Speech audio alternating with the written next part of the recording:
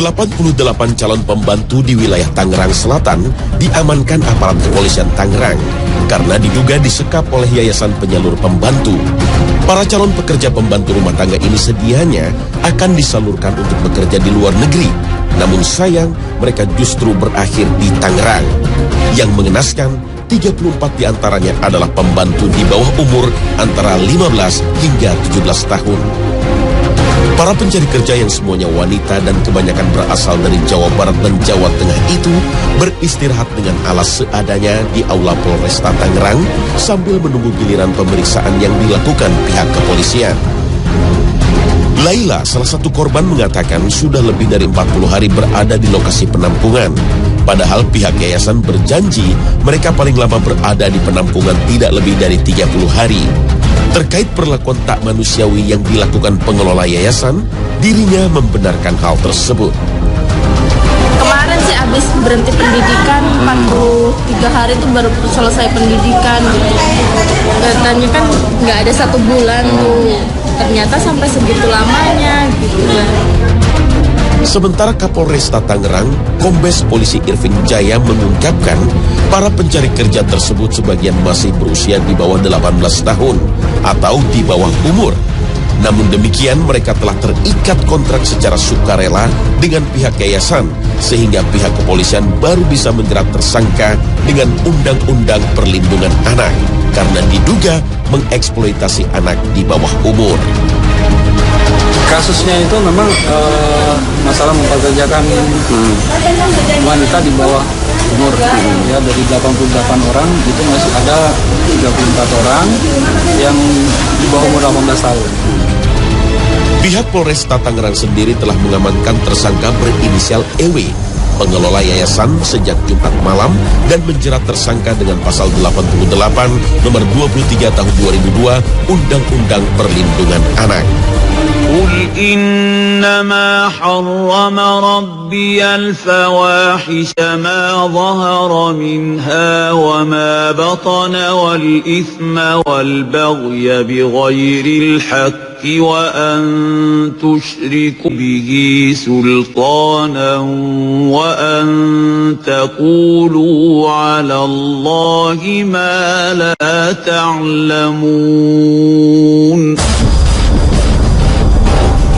Islam mengajarkan umatnya untuk selalu menghormati siapapun, tak memandang status atau pangkat jabatannya, bahkan seorang budak sekalipun. Salah bila menganggap Islam melegalkan perbudakan. Sesungguhnya Islamlah yang mengangkat derajat budak dan memberikan kesetaraan perlakuan. Karena perbudakan adalah warisan budaya Romawi yang kemudian berkembang ke seluruh wilayah dunia seperti yang terjadi dalam sejarah Amerika yang memperbudak kaum kulit hitam asal Afrika. Islam datang untuk membebaskan perbudakan. Rasul sendiri selalu memperlakukan budaknya dengan adil dan bijaksana. Namun, sungguh amat disayangkan pada era modern di mana hak asasi manusia digaungkan dengan lantang, masih banyak yang memperlakukan pembantu dengan semena-mena. Bahkan, perbudakan yang kejam kerap ditemui. Apakah benar bahwa pembantu adalah sama dengan budak?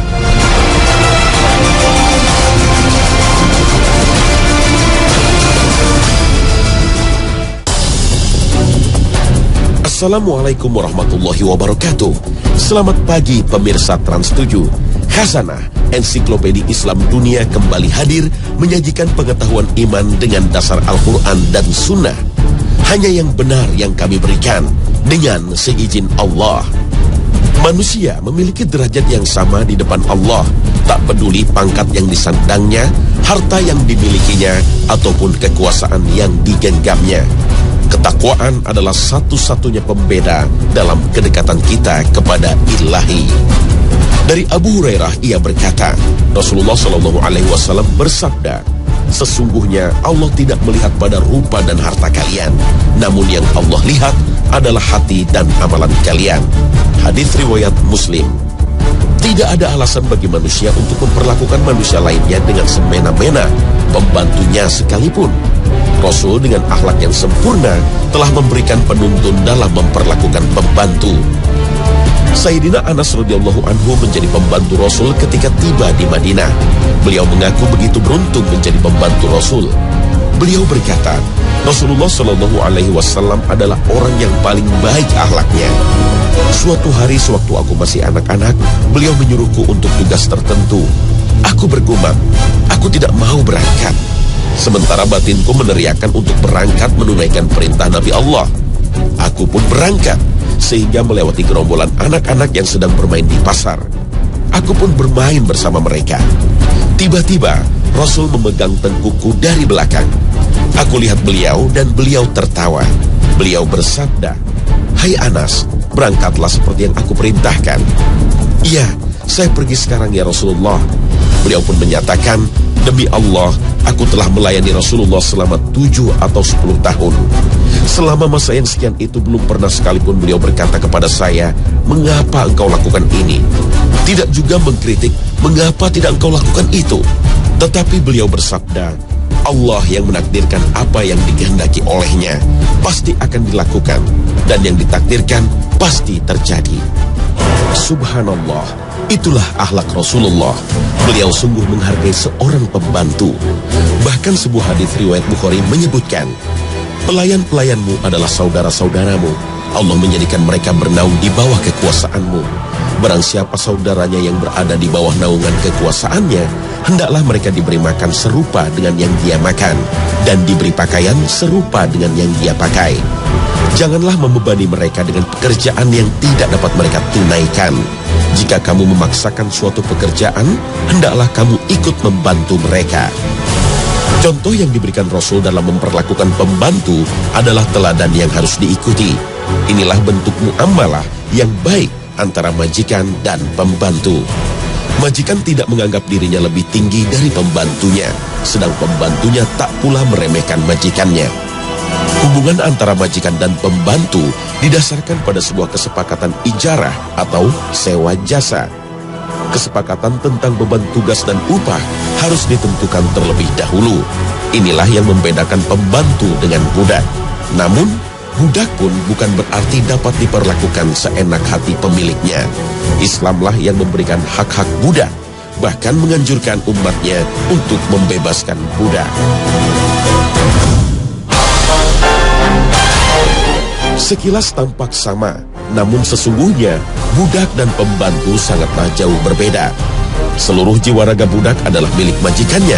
Apapun yang dimiliki oleh budak menjadi hak milik majikannya. Kebebasannya ditentukan oleh majikannya. Yang dilakukan budak hanyalah seizin majikannya. Berbeda dengan pembantu yang sedianya adalah sebuah profesi pekerjaan. Mendapatkan gaji atas apa yang dikerjakan, sesuai dengan kesepakatan dan tetap berhak atas dirinya sendiri. Sistem perbudakan telah ada sejak masa lampau. Namun benarkah Islam menyetujui dan mendukung sistem ini? Syekh Abu Bakar Jabir Al-Jazairi berkata, "Perbudakan sudah dikenal manusia sejak beribu-ribu tahun yang lalu dan telah dijumpai di kalangan bangsa-bangsa kuno seperti Mesir, Cina, India, Yunani, dan Romawi. Bahkan perbudakan disebut dalam kitab-kitab Samawi seperti Taurat dan Injil." Budak muncul seiring tumbuhnya peradaban. Berbagai peninggalan peradaban kuno dibangun oleh budak. Piramid megah di Mesir sampai tembok besar Cina adalah hasil kerja perbudakan. Budak-budak pada masa lampau diperlakukan dengan tidak manusiawi, tidak digaji, tidak diberi makan kecuali sedikit, diberi tempat yang tidak layak, namun tenaganya diperas habis. Sebelum Islam datang, kehidupan budak sungguh sangat mengenaskan. Seseorang dapat menjadi budak hanya karena berbagai alasan keji. Syekh Abdullah bin Abdurrahman Al-Basam berkata, perbudakan pada masa lampau memiliki banyak sebab untuk memperbudak seseorang, seperti adanya perang, tawanan, penculikan, atau pencurian. Tidak hanya itu, mereka pun menjual anak-anak yang menjadi tanggungan mereka untuk dijadikan budak. Bahkan, sebagian mereka menganggap para petani sebagai budak. Islam hanya mengakui perbudakan akan satu sebab, yaitu orang kafir yang kalah dan menjadi tawanan perang. Syekh Abdullah bin Abdurrahman Ali Basam kemudian menambahkan bahwa tawanan perang tersebut mempunyai 3 pilihan yang ditentukan oleh panglima perang. Seorang panglima perang memiliki kewajiban memberikan perlakuan yang tepat terhadap para tawanan. Bisa dijadikan budak, meminta tebusan, atau melepaskan mereka tanpa tebusan. Itu semua dipilih dengan tetap melihat kemaslahatan umum. Perbudakan sebelum Islam umumnya lebih keji karena mengelabui manusia merdeka untuk menjadi budak. Boleh dijual dan dibeli. Dan ketika sudah dibeli, maka hak hidupnya tergantung sang majikan. Hal inilah yang terjadi terhadap bangsa Afrika yang diperbudak oleh bangsa Eropa. Dilihat dari penyebabnya, jelaslah terlihat perbedaan budak dan pembantu. Budak tidak digaji, pembantu digaji. Hak hidup budak tergantung sang majikan, sementara hak hidup pembantu utuh miliknya sendiri. Islam mengangkat paradigma budak masa lalu menjadi seorang pekerja yang mempunyai hak hidup. Tetapi ia tidak menempuh jalan yang mendaki lagi sukar. Tahukah kamu apakah jalan yang mendaki lagi sukar itu? Yaitu melepaskan budak dari perbudakan. Al-Quran, Surah Al-Balad, ayat 11 hingga 13. Kedudukan seorang yang membebaskan budak sungguhlah mulia. Rasul bersabda, siapa saja seorang muslim yang membebaskan seorang budak muslim, maka perbuatannya itu akan menjadi pembebas dirinya dari api neraka. Hadis riwayat Tirmizi. Ketika Islam menguasai Andalusia, Spanyol, Islam tidak menghancurkan peradaban dan penduduknya. Bahkan Islam memberikan kebebasan sehingga Andalusia menjadi negara Islam yang maju dan besar dengan ulama-ulama yang ternama. Namun ketika Andalusia jatuh ke tangan kaum kafir, peradaban yang telah dibangun diluluh lantakkan dan penduduknya dimusnahkan. Astaghfirullahalazim. Islam memang tidak mewajibkan umatnya untuk membebaskan budak, namun Islam sejatinya memelihara hak hidup seorang budak sebagai seorang manusia. Syekh Abu Bakar Jabir Al-Jazairi dalam Minhajul Muslim berkata bahwa Islam datang ketika perbudakan telah menjadi fenomena umum. Syariat Islam yang adil yang menjaga jiwa, harta, dan kehormatan seseorang tidaklah pantas untuk mewajibkan manusia agar membuang harta mereka sekaligus. Sebagaimana juga banyak budak yang tidak layak untuk dimerdekakan, seperti anak kecil, wanita, dan sebagian laki-laki yang belum mampu mengurus diri mereka sendiri karena ketidakmampuan bekerja dan ketidaktahuan mereka tentang cara-cara mencari penghidupan. Maka untuk yang demikian, lebih bijak agar mereka tetap tinggal bersama tuannya yang muslim, yang memberi mereka makan seperti yang dimakan tuannya, memberi pakaian seperti yang dipakai tuannya, dan tidak membebani mereka pekerjaan yang tidak sanggup mereka kerjakan. Ini adalah beribu-ribu derajat lebih baik daripada konsep perbudakan sebelum Islam. Subhanallah, sungguh Allah menunjukkan kasih sayangnya bagi umat yang mau berpikir dan beriman. Wahai orang-orang yang beriman, masuklah kalian ke dalam Islam secara menyeluruh, dan janganlah kalian mengikuti jejak langkah setan. Sesungguhnya setan itu adalah musuhmu yang nyata. Al-Quran, Surah Al-Baqarah ayat 208.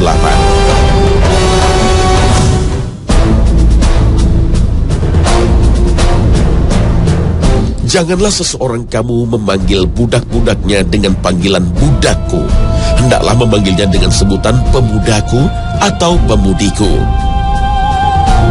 Rasul sangat memperhatikan kebutuhan pembantunya. Adalah Rabi'ah bin Ka'ab al-Aslami yang pernah menjadi pembantu Rasul. Rasul bertanya tentang keinginannya menikah.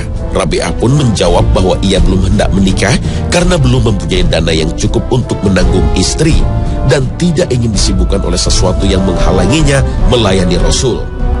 Tidak berhenti sampai di situ. Rasul kembali bertanya dan jawaban yang sama diberikan Rabi'ah. Rabi'ah menambahkan bahwa Rasul lebih tahu tentang hal terbaik baginya di dunia dan di akhirat. Namun dalam hati, Rabi'ah berjanji akan berkata ya jika lain kali Rasul menanyakan hal yang sama. Dan ketika Rasul bertanya untuk ketiga kalinya, Rabi'ah berkata, ya Rasul, perintahkanlah aku sesuai dengan yang Anda inginkan. Rasul pun memerintahkannya untuk mendatangi sebuah keluarga. Subhanallah, Siapa yang tak ingin dipilihkan jodohnya oleh manusia paling disayang Allah. Seorang majikan juga berkewajiban untuk menjaga keimanan pembantunya. Ia wajib mengingatkan pembantunya untuk menunaikan kewajibannya kepada Allah. Rasul sendiri sangat menyayangi pembantunya, sehingga ketika pembantunya yang Yahudi yang sedang sakit keras dan sedang mendekati ajalnya, beliau mengajaknya untuk masuk Islam. Dan ia pun masuk Islam atas persetujuan ayahnya. Bukhari meriwayatkan bahwa ketika Nabi keluar dari rumahnya, beliau bersabda, "Segala puji bagi Zat yang telah menyelamatkannya dari neraka." Rasul benar-benar mencintai pembantunya dan membawanya ke dalam kebaikan iman dan Islam. Kewajiban majikan jugalah untuk membimbing dan memberikan pelajaran sehingga nantinya pembantunya dapat hidup mandiri. Hal ini seperti diajarkan oleh Sayyidina Umar bin Khattab. Beliau berkata, barang siapa memiliki jariyah, pembantu, maka hendaknya ia mengajarinya dan berbuat baik kepadanya. Mereka yang berbuat demikian akan mendapat 2 pahala. Pertama, pahala telah memberi pelajaran. Dan kedua, pahala karena memandirikannya. Memberikan upah atas pekerjaan yang telah dilakukan juga merupakan kewajiban majikan. Hadis riwayat Ibnu Majah menyebutkan, berikanlah upah bagi budakmu sebelum kering keringatnya. Rasul melaknat majikan yang menahan, bahkan tidak memberikan upah pembantunya. Allah berfirman, ada 3 golongan orang yang kelak pada hari kiamat akan menjadi musuhku. Barang siapa menjadi musuhku, maka aku memusuhinya. Pertama, seorang yang berjanji setia kepadaku lalu dia ingkar, berkhianat. Kedua, seorang yang menjual orang yang merdeka, bukan budak, lalu memakan uang harga penjualannya.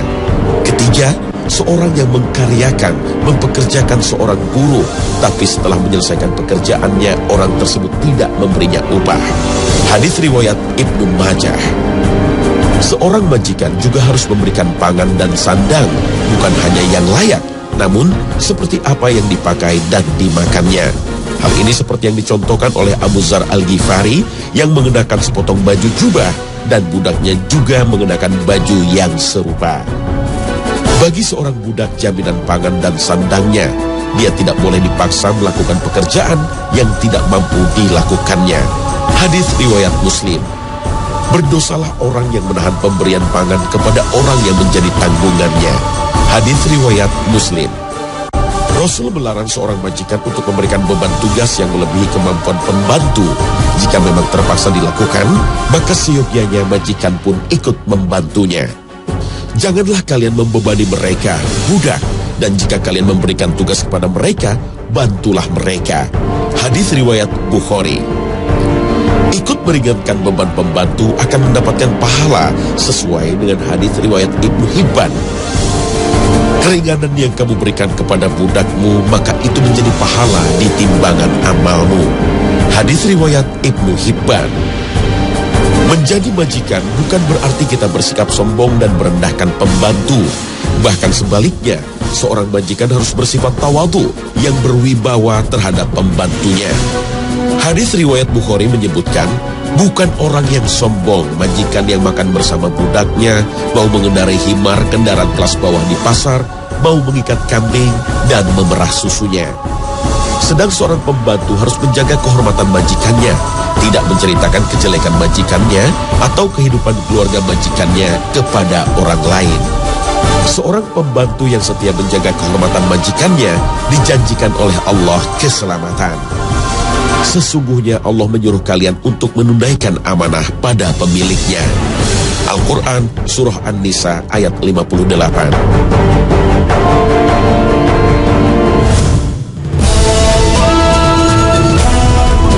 Sesungguhnya Allah menyuruh kamu berlaku adil dan berbuat kebajikan, memberi kepada kaum kerabat, dan Allah melarang dari perbuatan keji, kemungkaran, dan permusuhan. Dia memberi pengajaran kepadamu agar kamu dapat mengambil pelajaran. Al-Quran Surah 16 ayat 90. Islam mengajarkan untuk berlaku adil dan kasih sayang terhadap umatnya, tak terkecuali majikan kepada pembantunya. Namun saat ini masih banyak kasus-kasus penganiayaan terhadap pembantu, seperti kasus banyaknya tenaga kerja wanita yang dianiaya, tidak digaji, bahkan disekap. Dan yang lebih menyedihkan, kasus-kasus ini malah banyak dilakukan oleh majikan muslim. Astagfirullah, kemana akhlak dan pedoman yang dicontohkan oleh Rasul? Padahal Islam sangat mencela perbuatan menganiaya umat lainnya. Rasul sendiri tidak pernah memukul dengan tangannya sedikit pun, tidak kepada wanita, tidak pula kepada budak. Ketika Rasul mengetahui ada seorang sahabat yaitu Abu Mas'ud Al-Ansori yang memukul budaknya, Rasul mengingatkannya dari belakang. Ketahuilah wahai Abu Mas'ud, Allah lebih kuasa untuk menghukummu seperti itu daripada kemampuanmu untuk menghukumnya.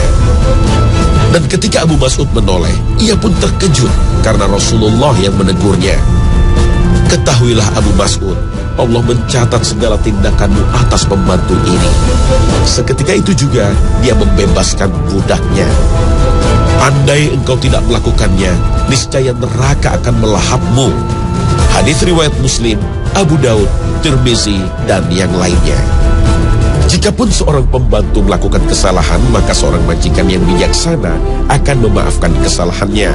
Seorang pembantu yang melakukan kesalahan juga harus meminta maaf dan tidak mengulangi kesalahannya lagi. Imam Al-Baihaqi meriwayatkan bahwa suatu ketika seorang sahabat mengadu kepada Rasulullah tentang pembantunya. Ya Rasulullah, pembantu saya berbuat keburukan dan kezoliman.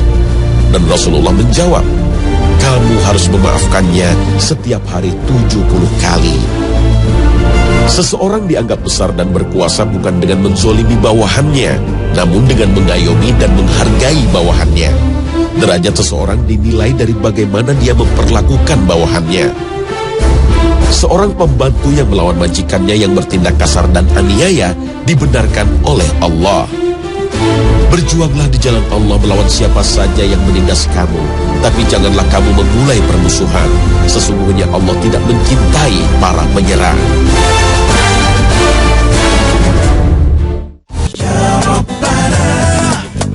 Rasul sebagai manusia berakhlak paling mulia saja menghargai pembantu dan budak-budaknya. Lalu apakah kita yang hanya manusia penuh dosa berhak memperlakukan pembantu seenak hati kita?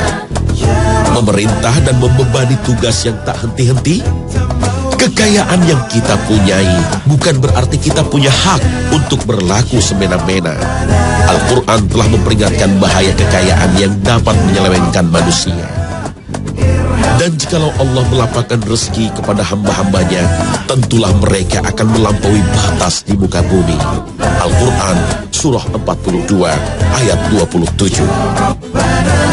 Sesungguhnya, kasus perbudakan di Tangerang, Banten, dan kasus aniaya pembantu lainnya tak perlu ada jika setiap manusia menyadari bahwa setiap jiwa memiliki hak yang harus dihargai dan dihormati.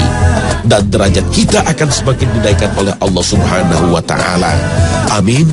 Allahumma amin. Demikian Hasanah episode hari ini. Semoga dapat bermanfaat bagi wawasan iman dan takwa kita sekalian. Wassalamualaikum warahmatullahi wabarakatuh.